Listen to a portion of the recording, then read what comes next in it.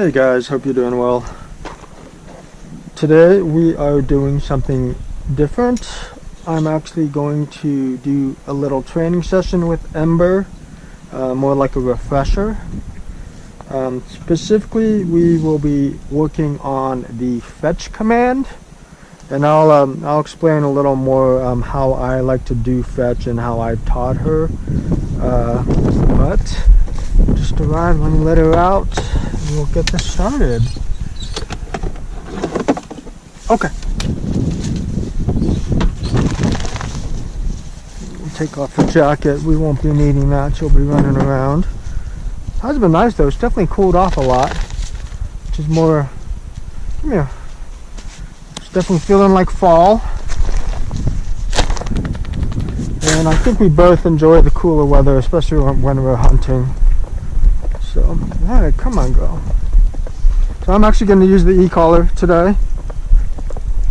So, you see a lot of people do different things. One of the things I love about training your dog is you kind of, while there's best practices or standards that that people use across the board, you can always do things a little differently, tailor the training to your dog. Okay, what was I saying? So anyways, yeah, so today we're going to do a refresher training. Come on, girl. And so, yeah, so different people use fetch. Ember, so I tried something different. There's this concept of forced fetch, and there's the toe hitch method, and putting them on a table. And I didn't do that because Ember was so well trained and responded well to the collar conditioning.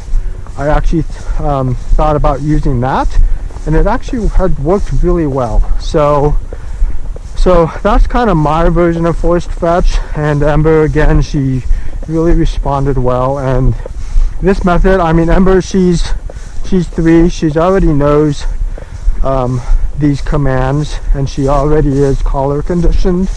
So having said all that, that's kind of the foundation and the precursor to what we'll be doing today. But so again, people do different things, which is kind of the cool thing and fun thing about it. But with Ember, when I say fetch, it means that I want her to retrieve something for me. So I want her to grab whatever it is, whether it's a training bumper like we'll be using today, or a dead bird, or even, I drop mail at the house and I want her to pick that up for me. And so there's a lot of applications. And so it's not just a bird, so I don't like to say dead bird when we're out hunting. Basically, if I hit something and I want her to go find it and retrieve it, then hopefully she's seen it, she's marked it. But then when I say fetch, that essentially means go find it, go find whatever it is and bring it back to me. And a couple things with that. So she needs to, it's unlike playing with toys, she needs to grab it, put it in her mouth obviously, and hold it and come back to me. And actually I want her to heel, and she comes back and heels, and then she waits for me, and then she, I put my hand down, and then she gives it to me when I say okay. So specifically what we're going to work on, because she's doing good, but one of the things, it's really my fault, but Ember loves tennis balls. Most dogs do. And I don't let her have those balls. Well, this last year, during the off season, we would be out in a park like this, and she finds them. I kid you not. No matter where we're at, she will find a tennis ball, and then she'll play with it. And I'll just because it's off season, I let her play with it. But it started to develop a bad habit. You can see she's ready to go. It started to develop a bad habit, and that habit was this munching habit. So she would get it, and she would bring it back, but the whole time she's coming back, she'd be munching it. And I've noticed that that's kind of carried over to bird retrieves, and so we'll kind of be working on that. And so first thing I'm going to do to get set up is I want to make sure The collar's working, so this is vibrate. And it is. I just saw a reaction from her. Now, just because I really want to teach her that I don't want her to munch, I'm actually going to have to use a little shock. So I'm on 1, and I'm going to increase it to the level that where I get a response from her. I don't want to hurt her with it. I just want her to know, hey, I'm watching you. So let's see if she responds to 1. She kind of did, but I'm going to go up 1. So I'm going to use it on 2 because during the excitement, the adrenaline of fetching these bumpers, 1 might not be enough. So I want to make sure I get her attention. Okay, so to get warmed up,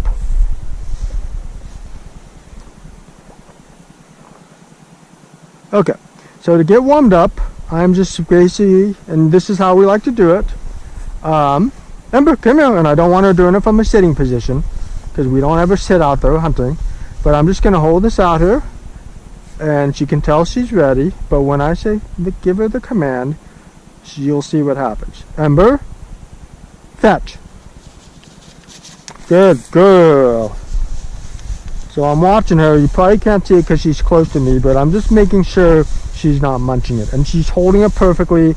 I'm walking around. She's healing, waiting for me to grab it. Okay, good. Go, Ember, go. All right, and the other reason I warm up with this because I want her to, I've scented these bumpers, so I want her to know the smell because we're going to be throwing these, and I'm going to not only give her fetch command, but also find, which is another command I've taught her to basically find with my finger pointing, says something is in that direction, go find it. Okay, so that was the first bumper. I'm going to have her. Ember, go. And then we also will work on whoa. So, whoop, whoa. Fetch. Good girl. Give me. Good girl. Hey. Okay. All right, Ember, go.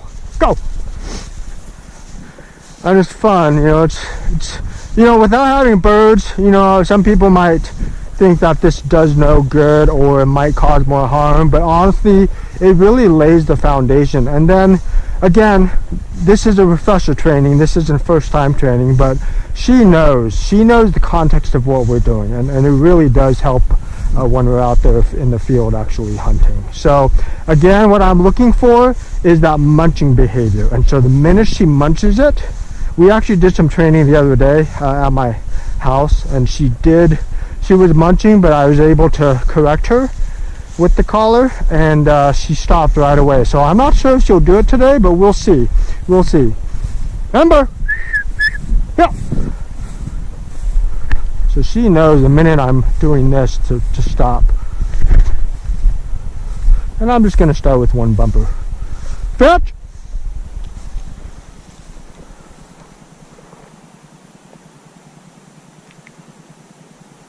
There's not much of a wind today, but got to be patient. She'll find it. And it's a great exercise for having your dog use their nose to find it. She's on it, it looks like. I didn't actually see exactly where it fell, but it's in that general direction.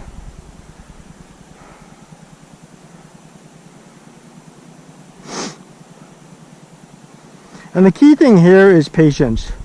Not only do you want your dog to continue looking and looking and looking, there's been times where she'd come back to me and I said, nope, go find it.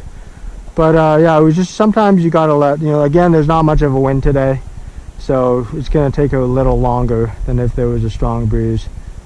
But yeah, as you can see, that drive, she knows, her tail's wagging, she's excited, and she's looking, she's working for it, which is exactly what you want. And sometimes I'll move. Okay, she should know. And good girl, that was perfect. She found it. She's holding it. No munching. Up. There's a little munch, but I didn't correct her. Hey, good girl. Okay, ready? Now this time I'm gonna just let her go for it. Fetch. I like to change it up. You got to really just, be consistent with your training, but also change it up for different possible scenarios. Okay, good girl. Hey, hey. So she wasn't quite holding the bumper the way I wanted to, so fetch. Good girl. Come here. Alright, so I'm a little distracted because I've got to be ready to correct her if she munches.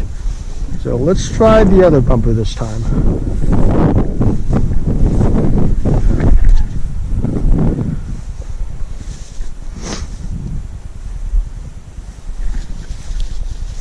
And I've also been teaching her just to use commands, hand signal commands, without actually even giving her a verbal command, so she kind of knows what that is.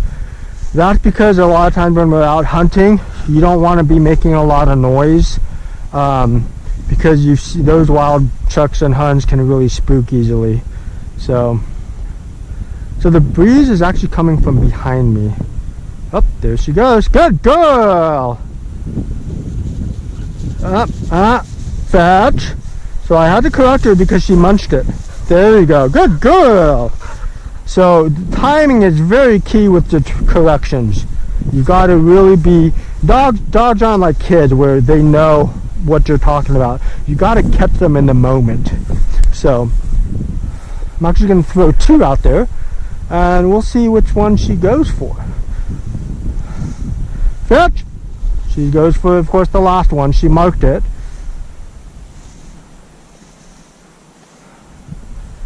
I gotta be ready. So I'm gonna turn it down to 1 because she dropped that when I corrected her. Hey! Come here. Good girl. There's a little munching. Ember. Find. So between both of us, we marked that second bumper. I'm able to help her with the command, giving her the direction, and giving her that find command, which there she goes. Good girl. Yeah. So I'm watching for that munching. So far, so good. Good girl. Okay, go. Alright, that was good. That was actually really good. Good girl. Oh, we're just taking a little break. I'm letting her run around for a little bit. Okay, let's go. Glad they mowed this field. It was all overgrown, which is nice. But she's getting her morning salad. But yeah, no, it's fun having. I think all dogs are trainable to some degree. It just depends on what you want out of your dog. But our hunting dog breeds, they love it. It's very the mental stimulation and discipline is really good for them. I find, especially with German Shorthairs, they have a lot of drive. They have a lot of energy. Well, that doesn't mean you always have to do something physical with them. Although we do a lot of physical stuff, but that mental stimulation in the training is key to really just helping them with their development. Okay, come on, girl. Whoop, whoop. So I threw these ones in opposite directions. She's in the middle. Ember. And sometimes I'll distract her with loud noises. Woo! Just to make sure. Fetch. And normally I don't care which one she goes for first. I happen to point to that one. I figured she'd go for that one first. I could train her to go for specific ones in specific orders. I don't really care about that. I just want her to, if there's two birds out there, I want her to get both of them. I don't care in which order. So, but she's looking up.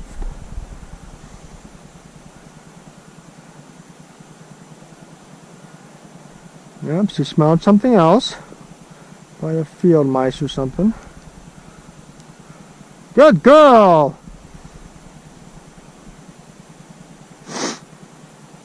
And the other thing, especially, it depends again on what you want out of your dog, but you never want to move towards your dog. As a general rule, I always want her coming to me. That will just really helps reinforce a strong and full, complete retrieve. So the wind should be, the breeze coming. Oh, good girl. Okay, so she tried to reposition in her mouth, no munching. Good girl. Okay. Alright, so I don't know if she's marked the other what's it called? Buoy? Not buoy. Bumper. But I did. So Ember, ready, find. But this is why, you know, what I expect of Ember, we're a team. We work together. And so between me and her, we should be able to... Wow, that was actually really good. Good girl. Okay, go. That was really good. Also, I've noticed if she's tired, there will not be any munching. She doesn't want to do any extra movement. So that was actually a really good one. They always say keep your training sessions short and end them on a good note. That's especially important for a younger dog who maybe you're teaching a new concept. Ember, she knows what she's doing, so I mean, I could keep going if I wanted. I do like to do breaks. I don't want to just keep going, but you could, you know, sometimes I'll do the same exercise and then I'll use gunfire to release her. What I expect of Ember is basically I want her steady to flush. Now, obviously, the pros, the good dogs, they're going to be steady until you release them. Others will be steady to shot, but with Ember, I expect at least steady to flush or steady to wing. Sometimes she'll do steady to shot, but I don't really, that isn't important. A lot of times the birds are so far out there that I want her to have any head start she can. We typically will hunt open, wide open areas and open country. So that's why, you know, if you're hunting close cover, a lot closer distances, I can totally see the safety aspect of having your dog steady to shot at least, or steady until you release them. So, but anyways, we'll do one more exercise here. Here, come on. It's also a good opportunity to practice quartering. Typically when I whistle at her, it means move the direction I'm going. Okay, go. I've also taught her go. Early on, she would kind of cling to me, and I didn't want that. And so, Ember, go. And also, you know, if I wanted to explore an area that I don't want to walk to because I'm lazy or tired, then I want her to go explore that area for me. So she's going that direction. We both are, actually. Ember, go. And then let's quarter 180. So she stopped because I was looking at her. She thought I would throw the bumper. Now I'm going to quarter 90 degrees to the right. There she goes. And I'm going to do a 180. And let's see. She's coming up on my right. Perfect.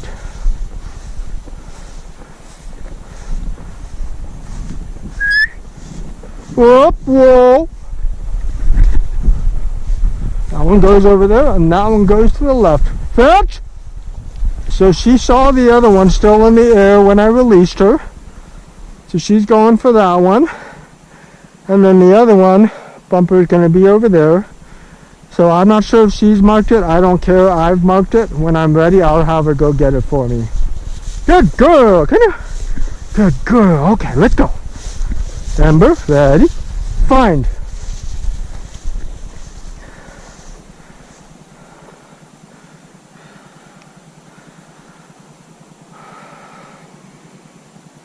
It didn't go that far. It should have landed right in here.